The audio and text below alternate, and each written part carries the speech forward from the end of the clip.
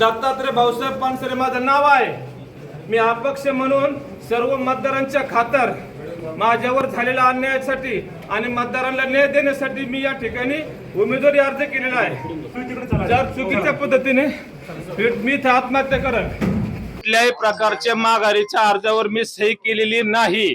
मी माझ्या आई वडिलांना स्मरून सांगतो, सर्व नगरसेवक मतदारांना स्मरून सांगतो, हे माझे विड्रॉल हे डुप्लिकेट जर असेल, सही केले असेल तर तो डुप्लिकेट असेल, माझी विड्रॉलवर सही नाही।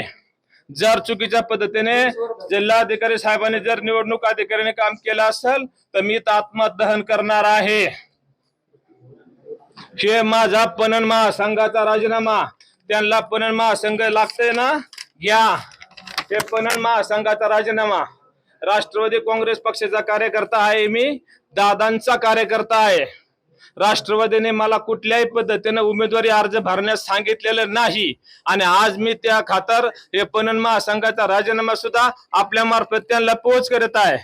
परंतु कुठल्याही पद्धतीनं ह्या 461 आणि 5662 ह्या मतदारांच्या मी अन्याय होऊ देणार नाही। माझा व्हॅलिड अर्ज करावाच लागल।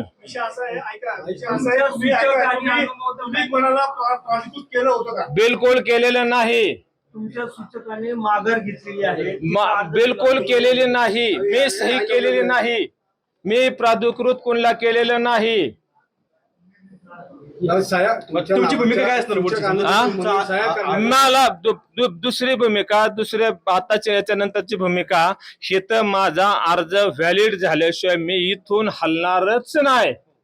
इथून माझं एक तर मी जाईल मंजूर करून, अन्यथा माझं धड जाईल।